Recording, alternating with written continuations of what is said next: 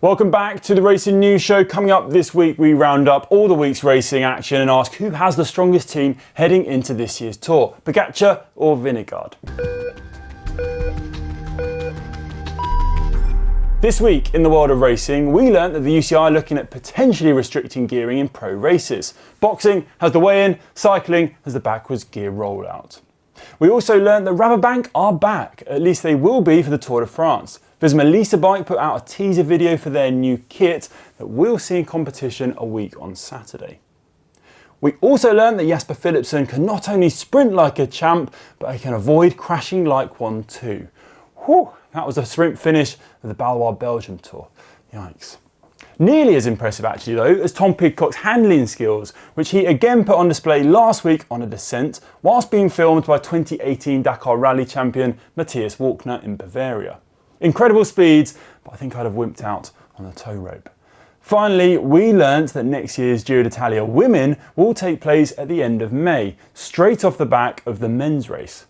A great move, I'd say, because right now it overlaps the men's Tour de France, which means it's often overshadowed and doesn't get the attention it deserves. On to our main talking point now, and with the Tour getting ever closer, I've been looking at the start list shaping up. Now squads aren't fully confirmed as of writing this show, but it's pretty close for Visma and UAE. Currently, we're looking at Van Aert, Simon Yates, Jorgensen, Kuss, Affini, Benoot and Campenaerts to back up Vingegaard for Visma Leasebike. Then for UAE, we've got a long list of Adam Yates, Almeida, Pollitt, Sivakov, Soler, Wellens, Narvaez and Novak. I'm going to be pretty ruthless and be a fantasy Tour team boss by narrowing UAE down to just 8 for the purpose of this.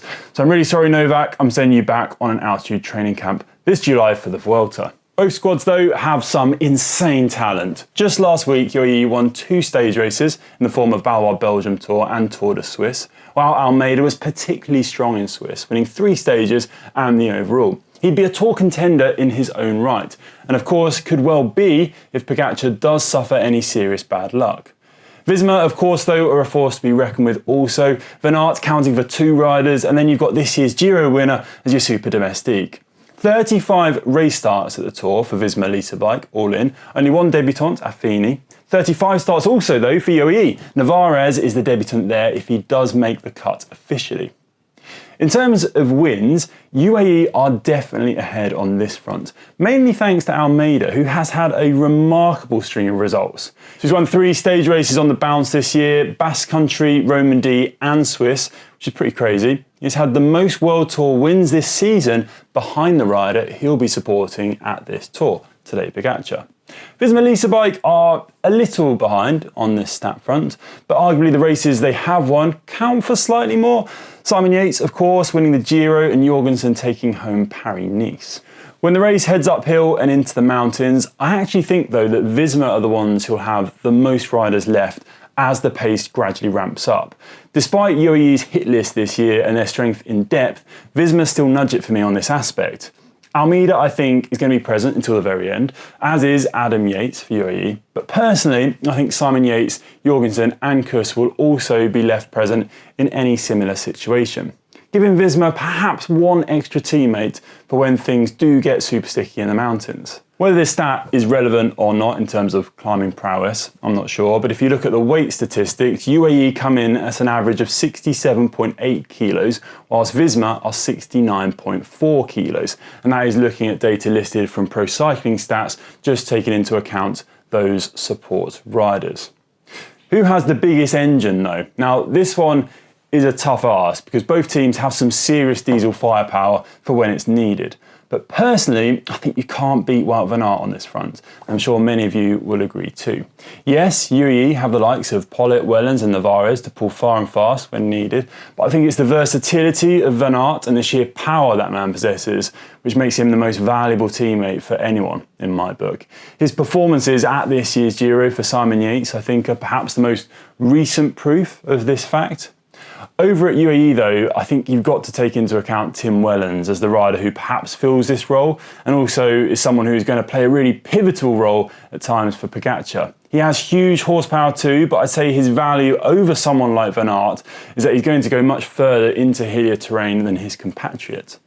Time and again, he has shown this by consistently being exactly where he needs to be to put down some serious power at the front, setting up a key attack for Pogačar. Just look at the way he strung out the bunch out on the suppressor at this year's Milan-San Remo as a perfect example.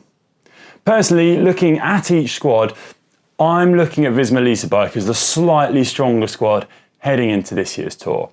On paper, at first glance, UAE, they have an incredibly strong lineup. We've been talking about it here at GCN HQ this morning, actually. Even riders who aren't listed on the long list that can step in. It's probably easy at first look, considering how much they are winning at the moment, to be like, right, yeah, they are the strongest squad at this year's Tour. But for me, when you really dive into Visma's squad, they too have a list of riders like no other. Essentially, what we're looking at this year's race is a head-to-head of two super teams. Who will come out on top? That's up for Pogačar and Vingegaard to decide ultimately, but it's going to be one heck of a battle. What do you think, Visma or UAE? Let me know in the comment section down below. Right, on to a roundup of the week's racing. With the Dauphiné complete, it was the turn of the Tour de Suisse to take centre stage as the Men's World Tour finishes final tuning ahead of the Tour de France. It was Joao Almeida who took the overall win, as we said, after a dominant display in the final mountain TT and a solid bit of riding all week actually, in which he won 3 stages, including that final TT. Stage 1 was a rain-soaked affair with Romain Grégoire of Groupama FDJ taking the stage after showcasing some strong descending skills to chip away solo from the day's breakaway. The second stage was taken by Vincenzo Albanese of EF Education Easypost, who won the uphill sprint to the line with a powerful finish. He edged out Fabio Christen and Lewis Askey into second and third respectively, with Grégoire holding overall. On to stage 3, and it would be Quinn Simmons of Little Trek who won from a breakaway, going solo with around 20 kilometres to go, holding a small gap to the finish. Again, Grégoire held overall by the day's end, but it would be on stage 4 where he would be tested. Joao Almeida won the day on the 4th stage for UAE Team Emirates and took a minute back on Grégoire as the key GC favourites came to the fore.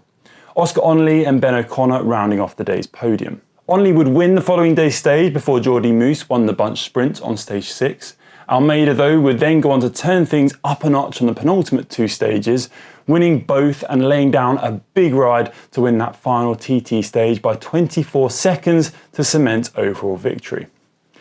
Over in Belgium, we saw the Balois Belgium Tour last week, a 5-stage race that saw the likes of Filippo Ganna, Tim Merlier and Jasper Philipsen present. It would be Merlier who took a pretty chaotic stage 1 win, a race finish I remember well actually, with a number of pretty sketchy corners and tramline crossings to add some spice and adrenaline. Philipsen nearly went down in the run-in, but looked to hold himself up by the skin of his teeth. That was a save and a half. It would be the Belgium, though, who would take stage 2. Philipsen just winning the throw to the line ahead of Milano at the line in Put. Stage 3 would be an individual TT. Time for Ganna to shine and gain some good race TT practice ahead of the Tour. Favourite for the stage then, but it'd actually be Ethan Hayter of Soudal Quickstep who took the win. The British rider beating Ganna by 4 seconds over the 9.7 kilometre course, averaging 55.4 kilometres an hour. Florian Vermeersch came in third, 16 seconds back. That win for Hayter, though, put him into the lead, heading into the race's 4th stage by just 2 seconds, and was his first of the season too, and some solid competition. Into the hillier terrain of the Ardennes though, and typically this is where the race is really decided in terms of the overall. Hayter did his best to hold on to overall, but ultimately it would be Geno Berkmoes of Lotto who took the stage victory, with Hayter coming in 20 seconds back. In 4th place was Filippo Baroncini of UAE though, who managed to tip ahead on the GC by just 4 seconds. Quite a dramatic finish too, on a stage that finished up a climb to Deux Bois, in scorching heat as we've seen across most of Europe the past week. The race's final 5th stage was won by Merlier, bookending his race and showing good sprint form ahead of the Tour, the European champ edging Milano to the line. GC held as of the previous day, with Baroncini taking the win by those 4 seconds ahead of Hayter in 2nd and Geno Berkmoes in 3rd, thanks to that brilliant win the day before. All in then, 2 overall victories for UAE in just 1 week. Over in France, it was the 4-stage-long Route d'Occitanie. Nicolas Prudhomme took overall victory for Decathlon Age-Etoile Le Mondial, mostly thanks to his performance on stage 3, which he won by 1 minute 53 seconds on the summit finish to Les Ardennes, over David Picanzoli of Visit Malta and Steph Klaas of Total Energies, who was 2 minutes 26 seconds back.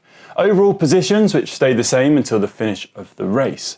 Raul Garcia Pierna of Arkea B&B Hotels won the race's opening TT, whilst Mariam van den Berg took victory in the sprint finish on stage 2 for EF Education Easypost, and Thibaut Gruel won the final stage for Groupama FDJ. In Denmark, it was a new World Tour race called the Copenhagen Sprint for both men and women, with equal prize money on offer for both. A mostly flat route for both, as is typical in this part of the world. The women raced over 151 kilometres, with the action concluding with a predicted bunch sprint. Lorena Wiebes powered to victory, proving how she is the fastest rider in the peloton at the moment, winning by several bike lengths over Elisa Balsamo and Chiara Consoni. In the men's race, I did a slight double take actually when I saw that Jordi Moose took victory in what was a chaotic finish. The Red Bull Bora Hansgrohe rider had, of course, taken victory at stage 6 of the Tour de Suisse just 2 days before, but had managed to receive permission to leave that race early, skipping the final 2 stages and heading to Denmark, where he duly delivered. Lots of racing last week then, and don't forget you can catch all the action on Discovery Plus and Max.